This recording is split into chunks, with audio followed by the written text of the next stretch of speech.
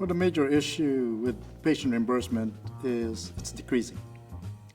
With the institution of the Affordable Care Act, we are put into this stage of limbo where we don't know what happened to the future of federal-funded Medicaid medicine.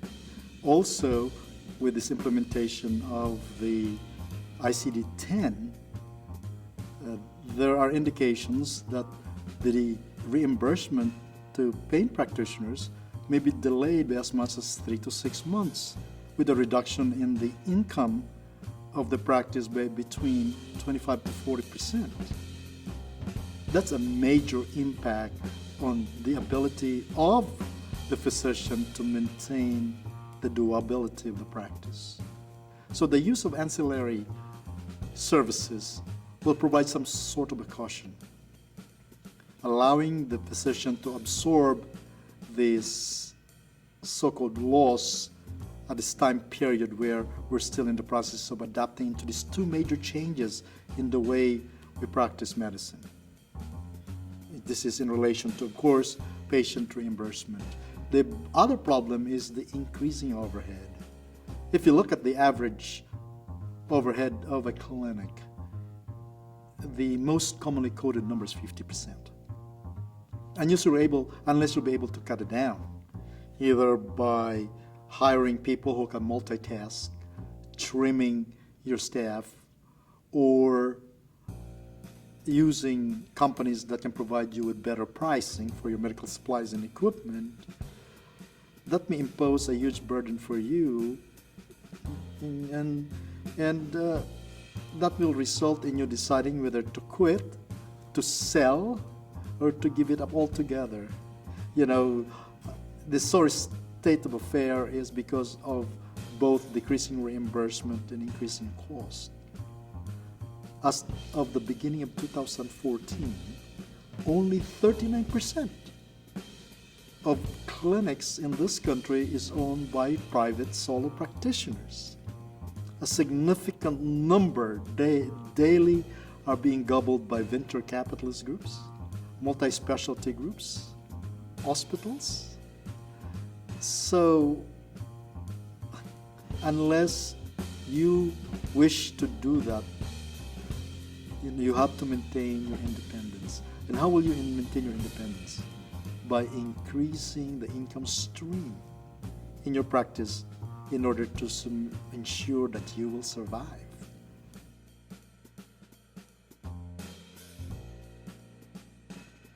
There are actually multiple ancillary services that a physician can use. The problem is a lot of physicians are oftentimes dismissive or overly cautious to plunge into that arena which they think they don't have the expertise. Let's face it, doctors are not business savvy. They depend on people around them to give them advice or to help run the practice. But ancillary services such as, for example, the use of drug testing in-house, where you yourself can do a point of service, either using a high complexity lab where you put in an analyzer in your practice to do semi-quantitative testing, or if you want to put a more complex machine that you can actually do your own confirmatory drug testing. The combination of those two can increase your revenue stream by as much as 25 to 50%. The use of durable medical equipment, where you create a DME program. If you're large enough, you can actually get a license as a DME provider. Or if you are a small scale practice, then you can actually get DMEs on a consignment basis and still get a continuing revenue stream to the practice. The establishment of a physical therapy program, PT, is often overlooked. You can maximize that, again assuring you a revenue stream on a continuing basis. The establishment of a clinical research program in a larger practice will assure an additional revenue for the practice. The estimated overhead cost to a well-run clinical research program is only around 30%. Take into consideration that clinical research organization will pay between $6,000 to as much as $18,000 per patient enrolled into a particular research protocol. Usually they require you to enroll 5 to 10 patients. And in some instances, it's an open enrollment. You can enroll as many.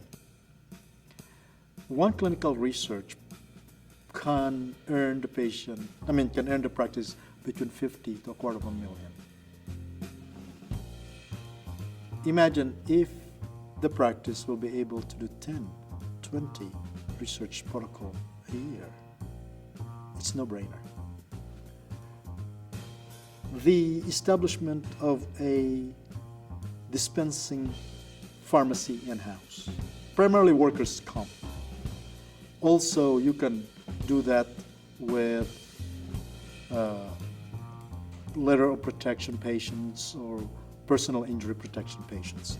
There are programs available in the country for an in-house dispensing pharmacy using or billing your private payers.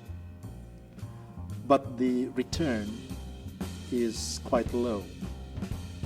But the return in your workers' comp, as well as your LOPs and your PIPs, is in the order of 50 to 70% of the profit. You're returning back to the practice. The creation of a program that will modify your practice. Practice modification is actually a very lucrative way to enhance income. What are those practice modifications that you can do? One, you curve a concierge practice within your practice. You identify patients who can afford. Let us say in your clinic, you set aside or identify 200 patients that can be enrolled in the concierge program. You charge them on the average $2,000 a year, above and beyond insurance payments and co-pays. With 200 patients at $2,000 a year, that's an additional $400,000 additional income which you didn't have. And I normally charge those patients in January, February, March, April, the lean months when I expect my income from patient service to go down. So that already acts as a caution during those months so that I will be scrambling around how to pay my people and to maintain the survivability of the practice. Another practice modification that quite a few number of people done it successfully is the incorporation of what we so-called as wellness programs, including hormonal therapy, smoking cessation, weight reduction programs. Hormonal therapy is big because I included with that is the development of an in-house dispensing for wellness and hormonal replacement. Another way is to increase your involvement in matters involving lawyers, such as, for example, being an expert witness, or increasing your letter of protection patients or your personal injury protection. But a lot of people don't like it because it entails dealing with lawyers. But, if you can do it, it's another added income to your practice. And of course, being involved in state agencies or federal agencies as consultants. Like, for example, myself, I'm the senior consultant for the Prosecution Service Unit for the Department of Health and the Board of Medicine. I'm also a consultant for the Department of Justice. They treat you well, let me put it that way.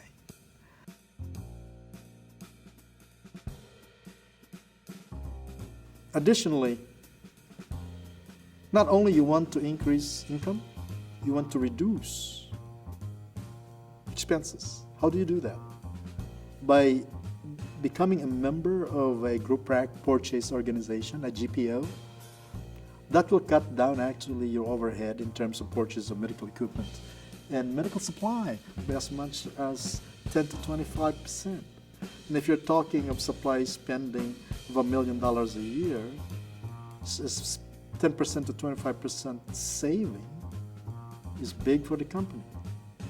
And then, of course, you follow certain regulations mandated by the federal government, such as, for example, be sure that you follow the PQRS requirement or the meaningful use requirement for your electronic health record, because you get a 0.5% bonus from Medicare. Because if you don't do it, then you get a 2% penalty from Medicare. You don't want to do that. So those are smaller expenses or income to the practice, but they all add up. This is what I always say. I follow the principle, the business principle of the Chinese. Small profit, large volume, equals large profit. I tell people that. Another way also to increase viability in relation to ancillary services is the use of compounding drugs. You can do your own compounding, you can use a compounding pharmacy. They used to be very, very profitable, but there was so much abuse to it that the payment has been significantly reduced, but you still can earn a continuing stream from that.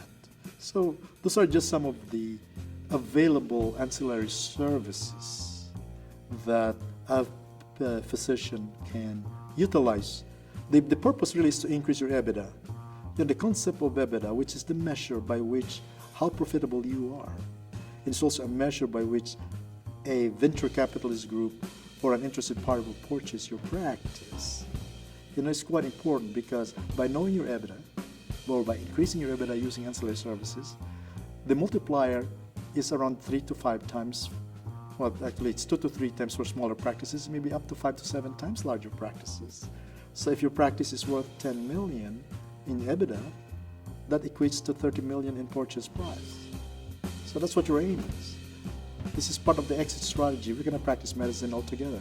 Your exit strategy is either quit, continue as what you are till you die, or retire at a certain age with a return in all of those years that you sweat it out. You get paid for all of those years with a good retirement.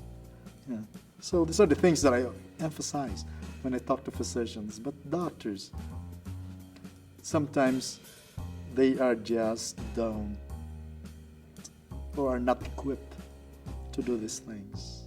They rely on managers that are operational in thought process, but are not business oriented.